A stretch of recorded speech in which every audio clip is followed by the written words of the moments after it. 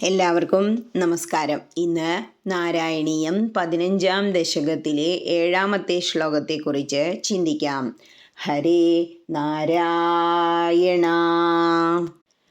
യുവതി ജഠരഖിന്നോ ജാതബോധോപ്യകാണ്ഡേ പ്രസവഗളിതബോധ പീഡയോല്ലംഘ്യ ബാല്യം പുനരവിപദമുഹ്യത്യേവ താരുണ്യകാലേ കപിലതനുരിതിത്വം ദേവഹൂത്യന്യഗാദി.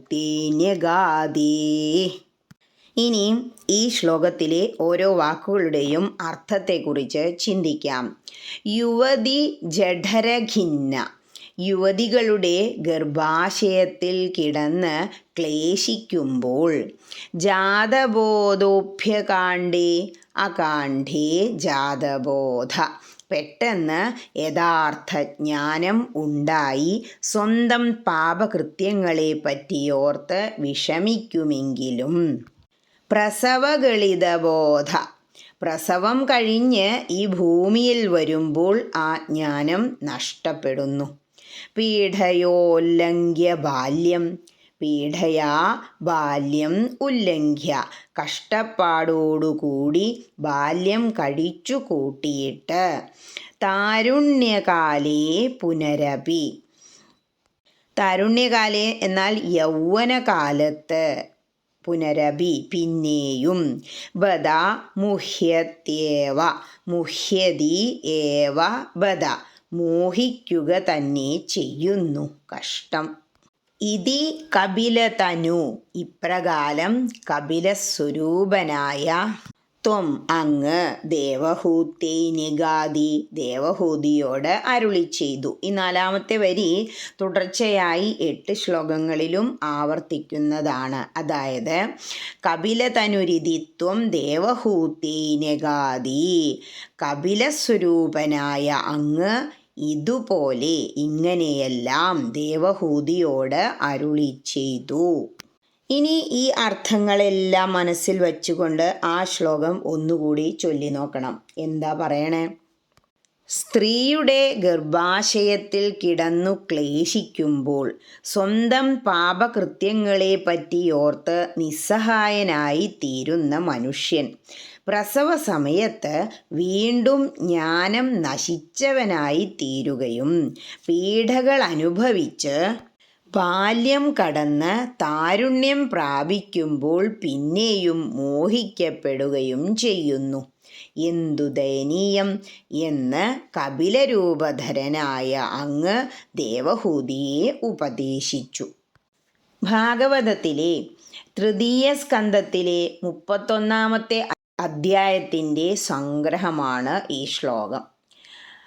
ഭാഗവതം മൂലത്തിൽ മനുഷ്യജീവിതത്തെ വളരെ ഭംഗിയായി ചിത്രീകരിച്ചിട്ടുണ്ട്. ഗർഭസ്ഥനായ ശിശുവിന് ജ്ഞാനമുദിച്ചപ്പോൾ ഉണ്ടായ വിചാരങ്ങൾ 12 മുതൽ 10 ശ്ലോകം കൊണ്ടാണ് പറയുന്നത്. ഇതേ കാര്യം രാമായണത്തിലും പറയുന്നുണ്ട്.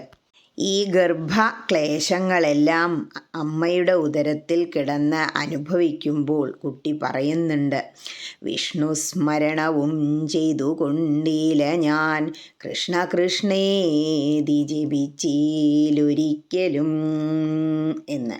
ഹേ കൃഷ്ണ, ഞാൻ എത്രയോ ജന്മങ്ങളെടുത്തു, ഒരിക്കലെങ്കിലും അങ്ങയെ സ്മരിച്ചില്ലാലോ, അങ്ങയുടെ നാമം ചൊല്ലിയില്ലാലോ, അതുകൊണ്ടല്ലേ വീണ്ടും വീണ്ടും ഇങ്ങനെ ക്ലേശിച്ച് ജന്മമെടുക്കേണ്ടി വരുന്നത്.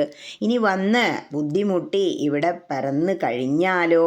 ബാല്യത്തിലെ ക്ലേശങ്ങൾ അതെല്ലാം വിവരിക്കുന്നുണ്ട് രാമായണത്തിലും ഭാഗവതത്തിലും.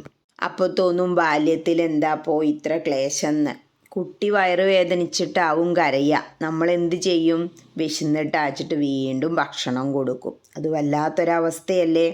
ഈ ഗർഭത്തിലിരുന്നു കൊണ്ട് കുട്ടിക്ക് ജ്ഞാനം ഉണ്ടാകുമ്പോൾ, പൂർവജന്മ സ്മരണകൾ ഉണ്ടാകുമ്പോൾ കുട്ടി വിചാരിക്കും, ഇനി ജനിച്ചു വന്ന ഞാൻ പുണ്യകർമ്മങ്ങൾ മാത്രമേ ചെയ്യൂ, ഈശ്വര സ്മരണയോടുകൂടി ജീവിക്കും, നാമജപം നടത്തും എന്നെല്ലാം. പക്ഷേ ഈ മായയിൽ അങ്ങോട്ട് വന്ന് പിറന്നു കഴിഞ്ഞാലോ ഇതെല്ലാം മറക്കുന്നു എന്നാ പറയുന്നത്. ബാല്യകാലത്തെ എല്ലാ കാര്യങ്ങളും അനുഭവിച്ച് മുതിർന്ന് യൗവനമെത്തിക്കഴിയുമ്പോൾ മുഹ്യതി, പിന്നെയും മോഹിക്കുന്നു എന്നാ പറയണേ. അതുകൊണ്ടാണ് ഇവിടെ ബദ കഷ്ടം എന്ന് പറയുന്നത്. എന്തൊരു കഷ്ട! ഇവിടെ ഇനിയും ജനിക്കുമ്പോൾ ആലോചിക്കുക, ഇനി ഈശ്വര സ്മരണയോടുകൂടി ഞാൻ ജീവിച്ചു കൊള്ളാം, നല്ലവനായിക്കൊള്ളാം. പക്ഷെ വീണ്ടും യൗവനകാലം വരുമ്പോൾ ഈ ലൗകികത്തിൽ അങ്ങനെ മുങ്ങിത്താണ് വീണ്ടും ഇത് സുഖാന്ന് കരുതി ഒരു കല്യാണം കഴിക്കും. അതിൽ കുറച്ച് കുട്ടികളുണ്ടാവും. പിന്നെ അവരെ ബാല്യകാലത്തിൽ അവരെ കളിപ്പിച്ച് അങ്ങനെ കഴിയും. പിന്നെയോ വാർദ്ധക്യം വരുന്നതിന് മുമ്പ്, ഇപ്പോഴത്തെ കാലത്ത് പ്രത്യേകിച്ചും കുറച്ച് കാലം മുമ്പ് തന്നെ എല്ലാവരും മരിച്ചു പോകുന്നു. അപ്പോൾ എന്തിന് പറ്റുന്നില്ല?